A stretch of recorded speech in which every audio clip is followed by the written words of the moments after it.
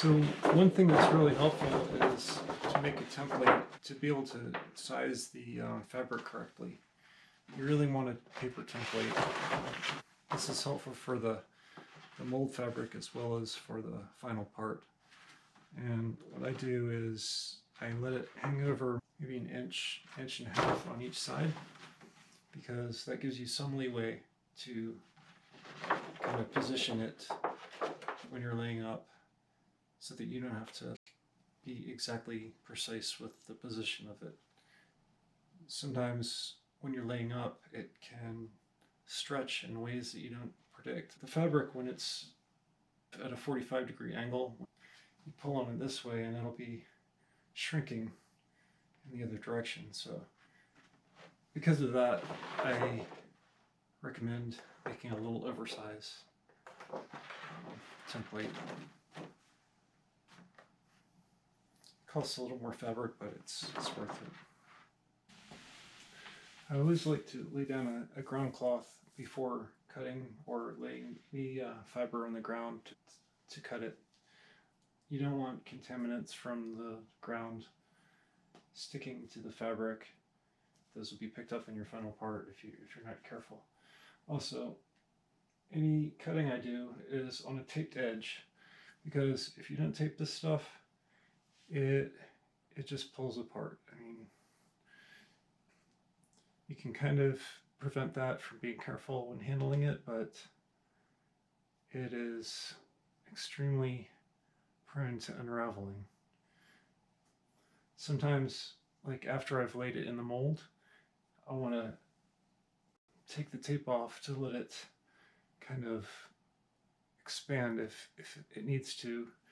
Like, let's say if it's around a corner or a curve, then the edges might need to spread out a little bit, but that'll become evident because it'll bunch up along the edge.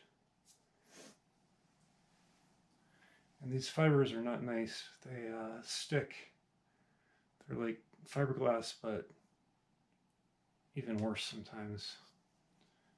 They poke you. So you don't want to leave like little shards. So this masking tape is wet paint tape, but it's low tack. So that's important, because when it's on there, you don't want it to stick, because when you pull it off, it'll destroy the fabric edge. But with the low tack tape, you can pretty much take it off easily. But you still have to be careful about the angle that you use to pull the tape off, because if you pull it the wrong way, it'll also cause it to unravel. Always cut along the center of the tape line.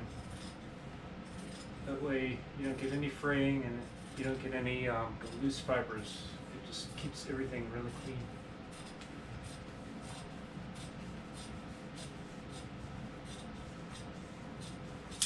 And even though I make my paper template a little bit too big for the mold, I even cut around that another inch or so, just to give me plenty of extra material to overlap the edges.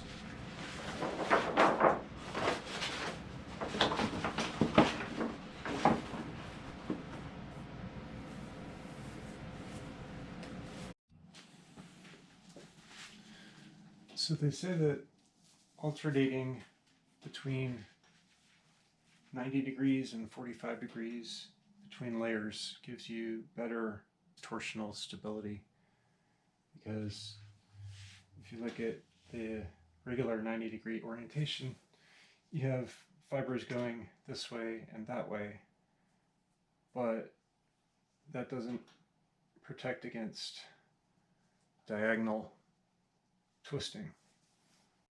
At 45 degrees, then it does protect against diagonal twisting a little bit more.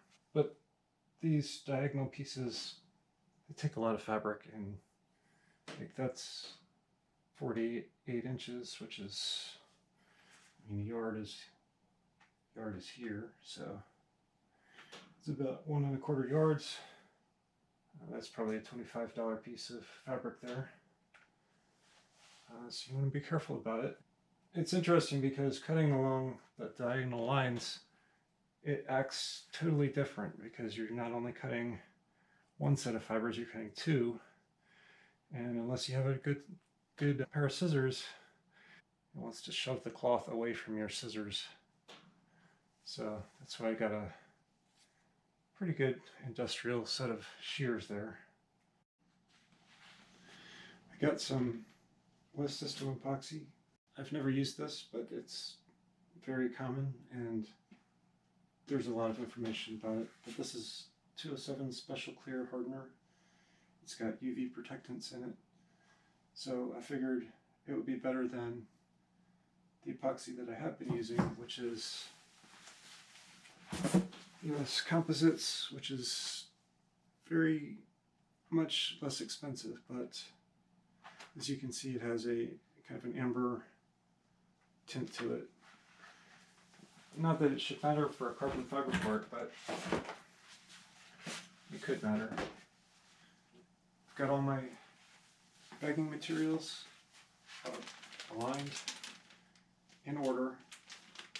The mold is underneath it. I've got it all sitting on a beanbag, and I like to keep everything in order so that there's no thinking involved when I'm doing layup, because it's always a hectic time. And as the epoxy cures, it cures in degrees.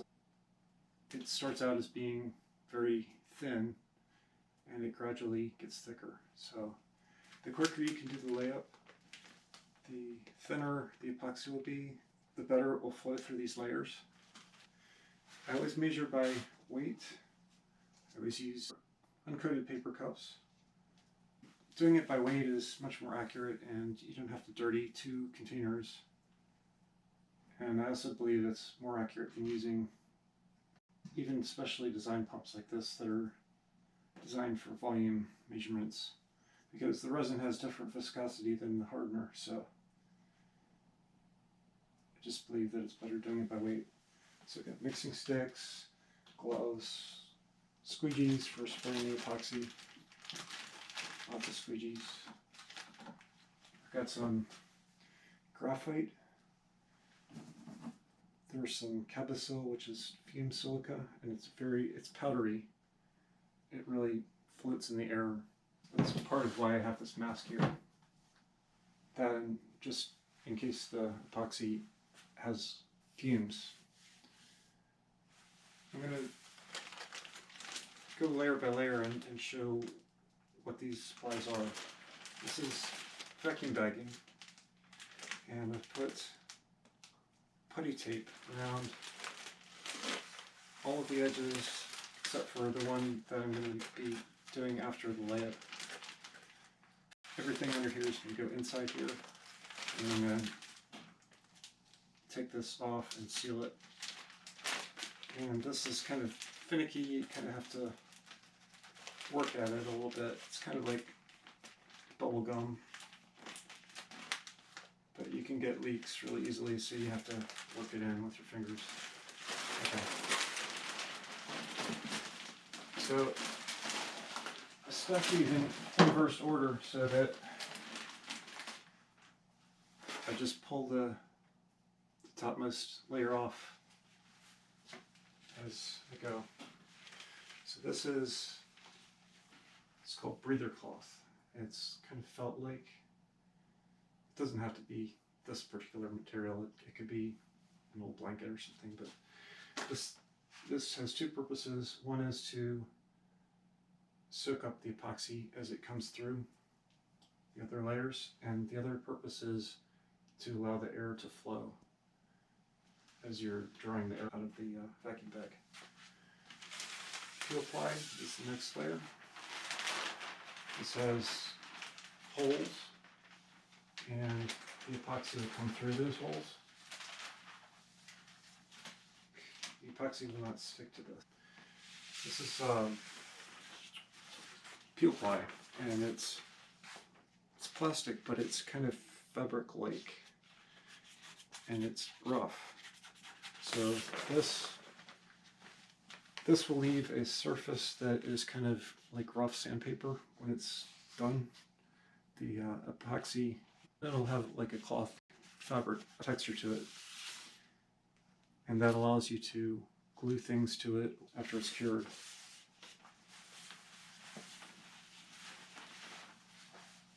Next layer, I've decided to include a couple layers of light fiberglass on this project because I'm not sure what kind of fasteners or mounting plates will be involved, and I've heard that if you put metal against carbon fiber it can corrode, and it may also prevent it from being crushed, the carbon. And then I've got 5 layers of carbon here, and these are all alternating. This one is 90 degrees, meaning the fibers are going this way and this way. This one, 45 degrees.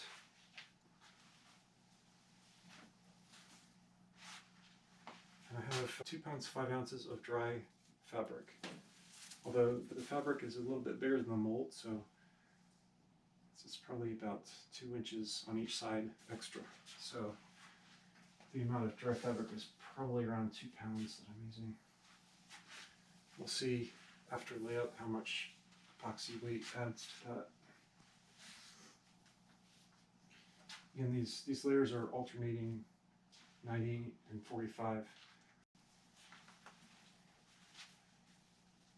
There's a little imperfection in this. I may switch the 3rd layer and the 1st layer. So here's the mold, and this represents most of the work. It took, I think, about 24 hours to make the 2 molds. I did them simultaneously using wet layup. I've taped the inside because I want it to have a base coat of, I'm going to mix the graphite to give it a black border. And the reason for doing that is that these edges here are actually kind of sharp, and the carbon fiber will not bend that sharply. So if I tried to just do it in carbon, it would have pockets of epoxy and air there. And then this glass part will be kind of a window of carbon fiber. Got a beanbag here, that's good because it holds the shape. It's a pretty sturdy surface to work on. So as I'm dragging the epoxy, it won't wobble. The vacuum pump is one that I bought a kit for this off of veneersupplies.com, and it's got a pressure regulator so the pump doesn't run continuously. It gets to like 24.5 inches of mercury and then it shuts off, and then you can set when it'll come back on again. It's got a gauge, it's got a valve, and these chambers, you can't see them, but they're PVC chambers in back that kind of hold an initial vacuum. It's got a continuous versus controlled switch and a power switch. This will be the portal where it'll go inside the vacuum bag. So the vacuum bag will go between these 2.